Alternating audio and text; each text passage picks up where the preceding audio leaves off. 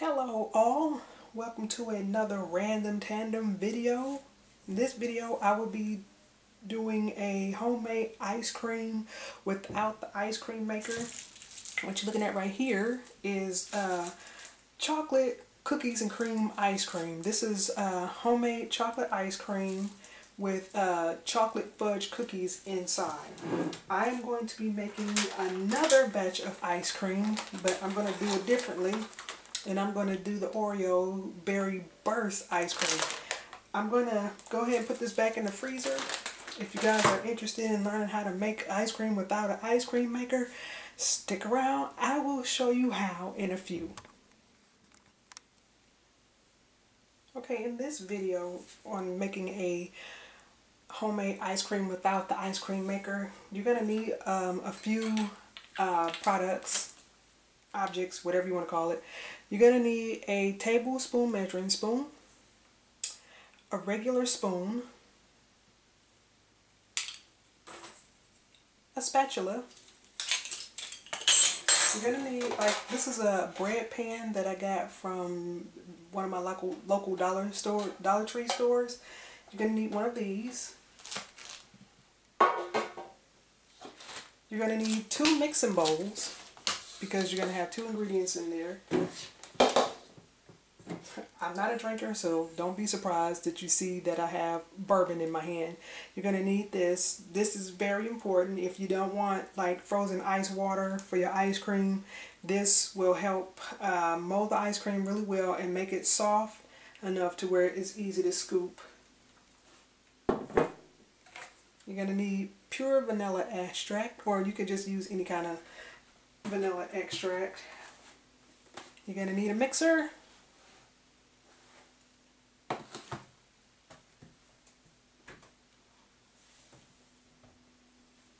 You're going to need sweet condensed milk. This is a 14 ounce. You need 14 ounces of sweet condensed milk. And you're going to need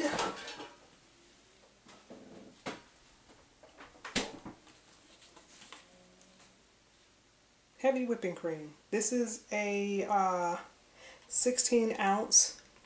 I like this because you don't have to measure it. You can get a bigger thing of heavy whipping cream. I just get this because I don't have to put it in a measuring cup. It's already measured. I can just throw it in the bowl. It's very important that you keep this in the refrigerator until you actually need it, because it needs to be really cold. I hope I didn't forget anything else. Oh yeah, I did. Cookies, of course. This is the Berry Burst Oreo cookies that I put in a plastic bag. I lightly hit it with a rolling pin, and I shook the rest of it. I shook it up after I broke it, just to loosen up all the crumbles and stuff. And you're gonna also need an extra. I got Tupperware. You're gonna need like an extra bowl, because the amount that you're gonna make is gonna be more than what you put in the bread pan. So I'm gonna get set up and get all these measurements done, and I'll show you what the measurements that you need, and I'll be right back.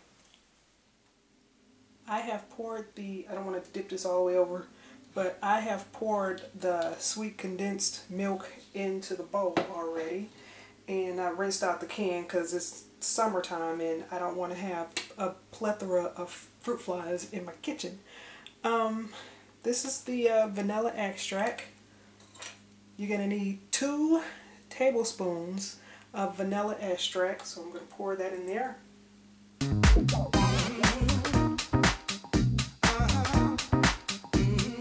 You want to be careful not to pour so much in there, because the vanilla extract has an alcoholic taste to it, and you don't want your ice cream tasting like, well, maybe some people would, but I don't want my ice cream tasting like alcohol. So I'm going to pour that in there. Next thing you're going to need is your 2 tablespoons, messy there, 2 tablespoons of bourbon, the good stuff. I don't know. I've had this bottle since 2012, and that's just how much I used out of it. No, it's ice cream purposes only. So I'm going to very carefully pour 2 tablespoons of this in there because you can also get carried away with the bourbon. I know I have.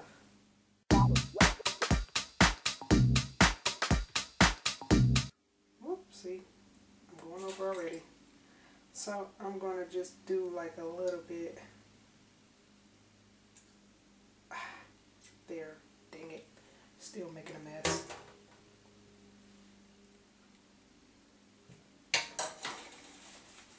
Put the lid on that so I don't knock that over. Now what you're going to do is you're going to take your spoon and you're going to stir, just mix it in, just stir it in. You could either use a spoon or you could use a spatula. So I'm just going to stir that until it is completely blended.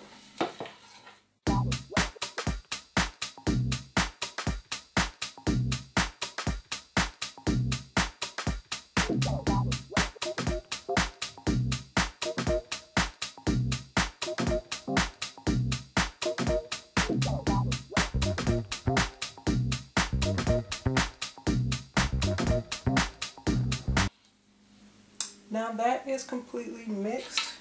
I'm going to have to go off camera for this one because this is going to be really messy. I'm just going to take my mixer and I'm going to mix the heavy whipping cream for about 3 minutes until it comes out in like a Cool Whip form. But I will prep you guys before I do that.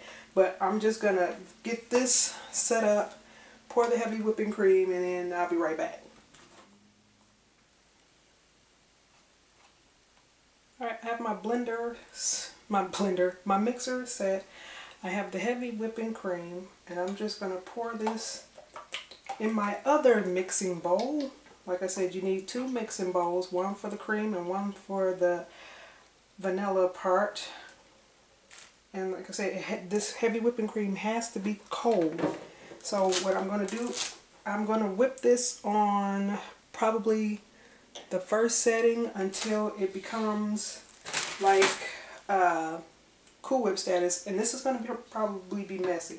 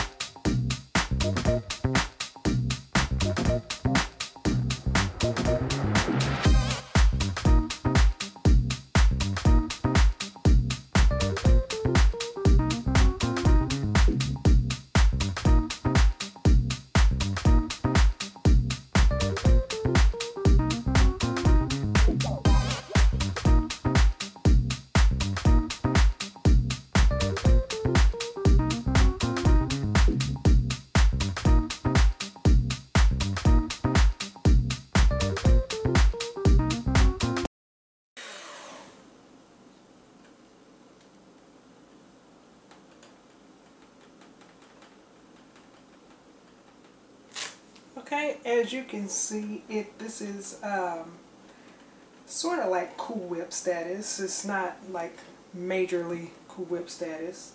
I'm going to release those. I'm going to put that aside. Now what you're going to do next, you can either pour the vanilla mixture into the froth, or you could take the froth and pour it into the mixture. What I'm going to do is I'm not left-handed and this is the only way I can do this. I'm going to take the froth and I'm going to pour it into the ice cream mixer. Now you can use a spatula. It would be recommended to use a spatula, or you can use a spoon, but you have to be careful because as this starts to warm up, it starts to go back to liquid form. And I'm just going to take this and I'm just going to mix this all up. I'm just going to take a little at a time, and I'm just going to mix this, just mix it all up until I have this completely blended.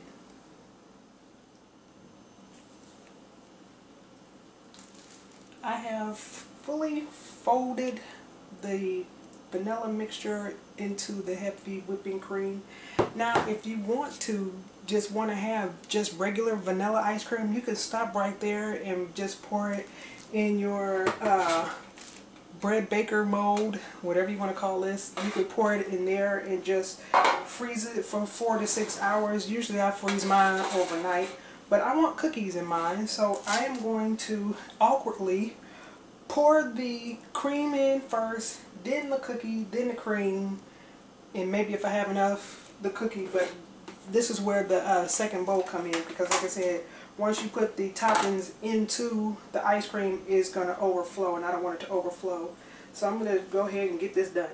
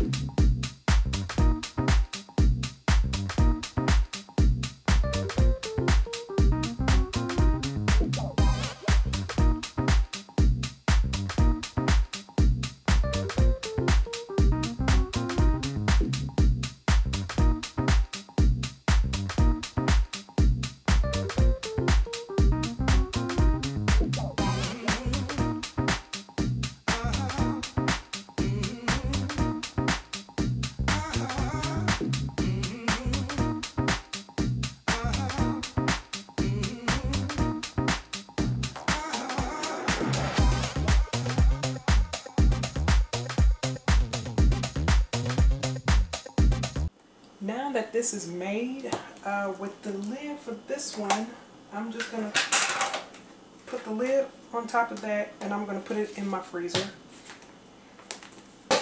But with this one, I am going to use, I don't want to use aluminum foil, because the aluminum foil, the moisture, it can have like frost on the top, and it'll stick to that, and then you get like freezer burn ice cream, and I don't want freezer burn ice cream. So I'm just going to use this press and seal stuff. Pretty good. Let's just hope I put this on the right way, because I never know which way it goes, because it sticks both ways.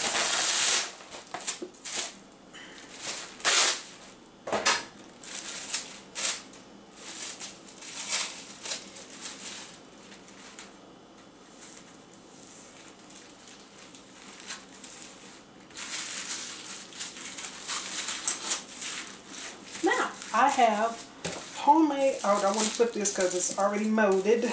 I have homemade ice cream that I will be freezing for about 4 to 6 hours, or in my case, overnight. I will show you what the results look like once this is frozen. This is the ice cream that I made probably like 9 or 10 o'clock this morning. I couldn't wait, because I wanted to see how this turned out, because I didn't know the Oreo Berry Burst cookies looked the way they did. And the fudge cookies looked pretty great, but the berries and cream Berry Burst cookies, it didn't look right. So I'm kind of nervous about how to try this out. As you can see with that bourbon ice cream, it is very soft. I mean, it's like churn style ice cream. So I'm gonna, actually I'm hitting the cookie part, so I can't get that out of there, but oops, I'm gonna throw this in a cup, and you can see the cookies and cream, the berries cookies. I'm gonna taste that. Well, of course that's gonna taste like vanilla ice cream, but I don't want to put this big old hunk of piece of cookie in my mouth, so let me just try it.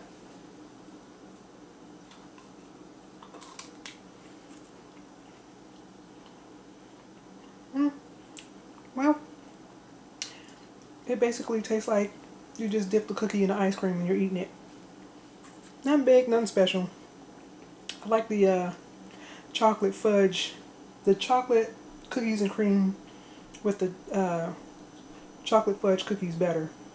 But this is the result, and this is the, like I said, it's like churn style. It's soft and it just tastes like vanilla ice cream with cookies in it. That's why I'm not much of a vanilla ice cream fan. You really have to spruce that up to make it taste like phenomenal. And I have made other ice creams that had vanilla in it, but I did like vanilla with the caramel, and I think Walmart has these, it's upside down, but they have these spreadzillas, and I made vanilla ice cream and I put this in there, and I did with the chocolate sauce. Like I said, once you get the hang of making this ice cream, you could put any kind of ingredients that you want in there. You could just do plain vanilla. Me, I like to put stuff like fruit and brownies and caramel and stuff in mine. But that's the Berry Burst Cookies and Cream Ice Cream.